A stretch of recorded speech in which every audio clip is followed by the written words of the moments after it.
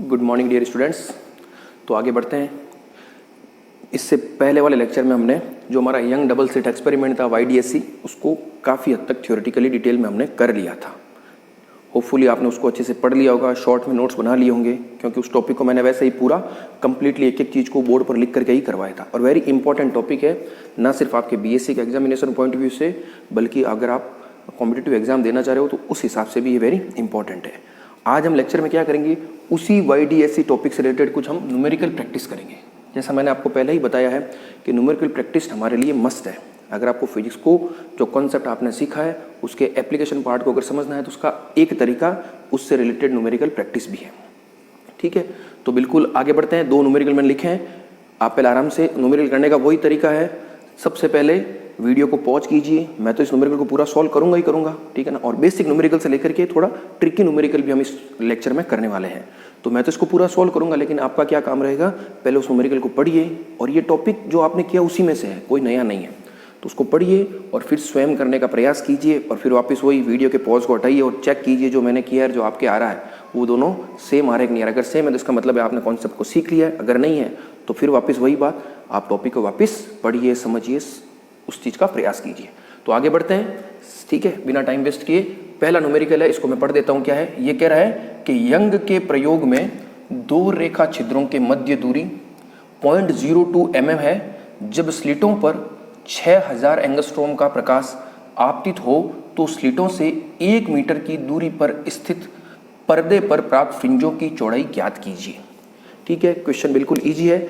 अब सबसे पहले न्यूमेरिकल करने की जो तकनीक मैंने आपको सिखाई है कि आपको गिवन डेटा क्या क्या, पहले तो क्वेश्चन को बड़े इत्मीनान से पढ़िए। गिवन डेटा क्या क्या है उसको आप नोट कर लीजिए। तो दिया गया, ठीक है ना, क्या दिया गया है, दिया गया है, क्या दिया गया आपको, देखो 2 रेखा छिद्रों के मध्य दूरी। रेखा छिद्र आपको पता है यंग के द्विस्लिट प्रयोग था, तो जो 2 स्लिट थी उनको हम रेखा छिद्र कह रहे हैं। उनके बीच की दूरी यानी वो क्या थी, स्मॉल d थी, तो वो आपको दी गई है स्मॉल d = 0.2 मिलीमीटर या mm।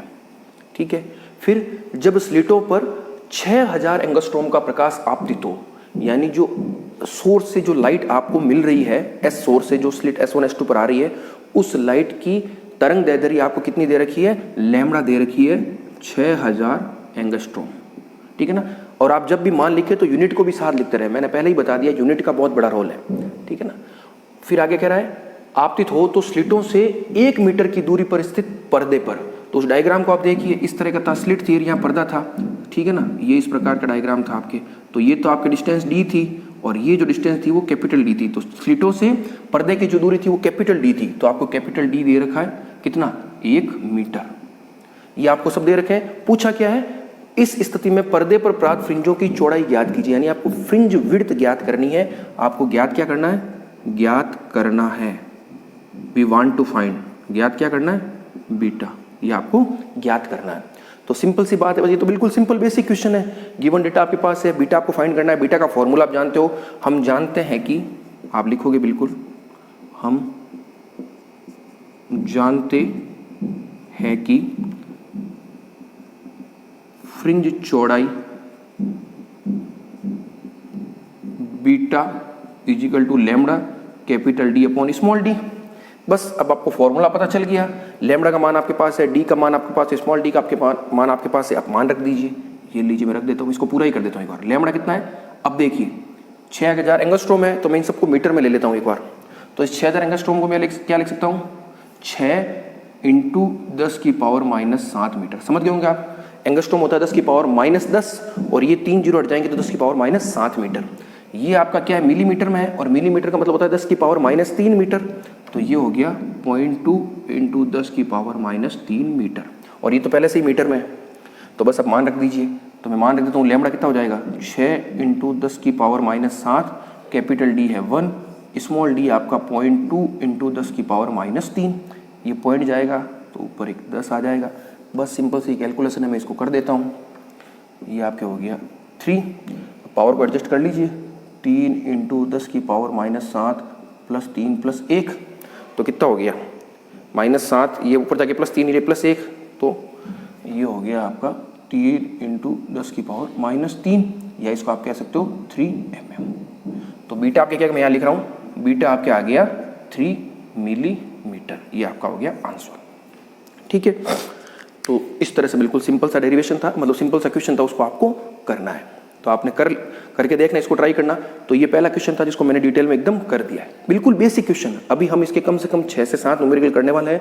शुरुआत हम बिल्कुल बेसिक से करेंगे, फॉर्मूला बेस, और फिर कुछ ट्रिकी न्यूमेरिकल्स की तरफ भी बढ़ेंगे।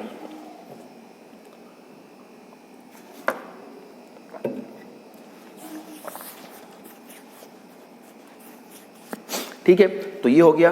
अब अगला न्यूमेरिकल देखते हैं हम फटाफट, बिना टाइम वेस्ट किए। अगला न्यूमेरिकल क्या कह रहा है? 2 रेखा छिद्रों के मध्य दूरी ज्ञात कीजिए जो 1 मीटर की दूरी पर स्थित पर्दे पर 1 मिमी या 1 मिलीमीटर चौड़ाई की फ्रिंजें बनाते हो, जबकि आपतित प्रकाश की तरंग दैर्ध्य 5000 एंगस्ट्रॉम है। ठीक है, अब इसमें क्या दे रखा है? बिल्कुल बेसिक है। आपको क्या दे रखा है? गिवन है आपको 1 मीटर की दूरी पर स्थित पर्दे की दूरी का मतलब कैपिटल डी आपको दे रखा है 1 मीटर, और 1 मिलीमीटर चौड़ाई की फ्रिंजें बनाते हैं, यानी फ्रिंज चौड़ाई अब आपको दे रखी है। आपको क्या दे रखा है? बीटा दे रखा है 1 मिलीमीटर, या इसको मैं कह सकता हूं 10⁻³ मीटर। और आपतित प्रकाश की तरंग दैर्ध्य यानी लैम्डा दे रखा है आपको कितना? 5000 एंगस्ट्रॉम, या 5 × 10⁻⁷ मीटर। और पूछा क्या है? वी वांट टू फाइंड, हम ज्ञात क्या करना चाहते हैं? We want to find beta. अब we want to find small D, क्योंकि आपको पूछा क्या है? 2 रेखा छिद्रों के मध्य की दूरी, यानी स्लिटों के बीच की दूरी पूछिए, distance between centre of 2 slits. ठीक है ना, स्मॉल डी पूछा है। तो आप क्या जानते हो? आप लिख दो we know that beta is equal to lambda capital D upon small d. तो यहां से स्मॉल डी क्या आ जाएगा? स्मॉल डी हो जाएगा lambda capital D upon beta. बस अब मान रख दीजिए, लैम्डा हो गया 5 × 10⁷, कैपिटल डी हो गया आपका 1, और ये हो गया आपका बीटा 10⁻³ तो ये ऊपर जाएगा तो क्या हो जाएगा? 5 × 10⁻⁴, या इसको आप क्या लिख सकते हो? डी को लिख सकते हो 0.5 mm। समझ गए होंगे? 10⁻³ को अलग कर दीजिए और 10⁻1 को अलग, 10⁻1 बन जाएगा 0.5 और 10⁻³ जो होगा वो हो जाएगा मिलीमीटर। तो ये आपके आ गया डी।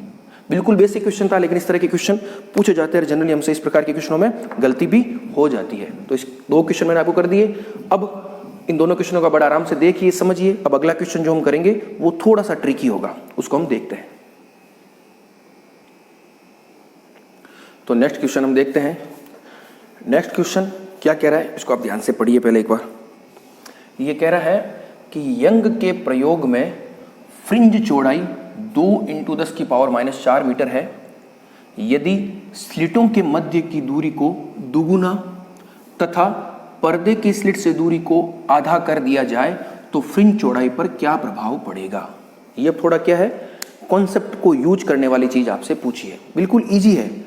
अब देखिए, इस प्रकार के जो न्यूमेरिकल होते हैं, उन न्यूमेरिकल को करने का तरीका तो बिल्कुल वही है, फॉर्मूला अप्लाई करो और आप सीधा निकालो। लेकिन इनमें आपको क्या है, न्यूमेरिकल वैल्यू नहीं, इसमें पूरा क्या पूछा है, क्या प्रभाव पड़ेगा। तो हम इसको शुरू करते, देखो एक बार आराम से आप इसको देखिए। पहले तो आप खुद करके एक बार समझने का प्रयास कीजिए, अगर हो रहा है तो अच्छी बात है, नहीं तो फिर जैसे मैं बता रहा हूं वैसे करके आप देखिए। दिया क्या गया आपको? गिवन फ्रिंज चौड़ाई यानी बीटा 2 × 10⁻⁴ मीटर। फिर आपको एक कंडीशन दी है कि यदि स्लिटों के मध्य की दूरी को दुगुना, स्लिटों के मध्य की दूरी मतलब जो डी है, स्मॉल डी, उसको क्या कर दिया जाए? दुगुना कर दिया जाए, और पर्दे और स्लिट की दूरी यानी कैपिटल डी को क्या कर दिया जाए? आधा कर दिया जाए, तो फ्रिंज चौड़ाई पर क्या प्रभाव पड़ेगा? तो आपके पास 2 केस है। पहला केस तो क्या है, जैसा डी है और वैसा स्मॉल डी और कैपिटल डी को कोई चेंज नहीं किया है, तो उस स्थिति में आपको बीटा ये मिल रहा है। तो आप जानते क्यों? पहला आप यहां लिखना we know that beta is equal to lambda capital D upon small d. ठीक है, ये है, ये बीटा का मान आपको ये दे रखा है, लैम्डा कुछ भी है, डी आपको वैल्यू नहीं दे रखी है, लेकिन आप ये जानते हो। अब आपको कंडीशन क्या कह रहा है उसको आप ध्यान सुनिए। अब नेक्स्ट कंडीशन ये कह रहा है कि यदि स्लिटों के मध्य की दूरी को दुगुना कर दिया जाए तो नई दूरी क्या हो जाएगी, इसको मैं कह रहा हूं डी डैश, वो क्या हो जाएगी? दुगुनी, यानी 2d। ये आपको कंडीशन दे रहे हैं। तथा पर्दे की स्लिट से दूरी आधी कर दी जाए, यानी जो कैपिटल डी डैश होगा वो क्या हो जाएगा? d/2। ये आपको दे रखा है। तो जब डी डैश और स्मॉल डी डैश और कैपिटल डी डैश बदलेंगे तो निश्चित रूप से क्या होगा? बीटा भी बदलेगा। बदलेगा क्योंकि डी पर और डी पर डिपेंड कर रहा है। तो वो जो बीटा बदल रहा है उस पर क्या प्रभाव पड़ेगा, वो इसकी तुलना में इसके समान ही रहेगा या इसकी तुलना में बढ़ेगा घटेगा, क्या होगा वो आपको पता लगाना है। तो बिल्कुल सिंपल है। इस स्थिति में बीटा डैश क्या हो जाएगा, लैम्बडा तो सेम है क्योंकि प्रकाश, यहाँ कहीं भी ऐसा जिक्र नहीं किया गया है कि प्रकाश को आप बदल रहे हो, तो जो प्रकाश लैम्बडा तरंग दैर्ध्य का वही रह रहा है, तो लैम्बडा तो सेम रहेगा। ये डी डैश हो जाएगा और ये स्मॉल डी डैश हो जाएगा। अब आपको पता है इस लैम्बडा डी डैश का मान क्या दे रखा है, d/2 और इस डी डैश का मान 2d, तो ये क्या हो गया 1/4 lambda capital D upon small D, और इसका मान किसके बराबर है, इसका मान है बीटा के बराबर। तो आपके पास क्या आ गया, बीटा डैश आ गया β/4।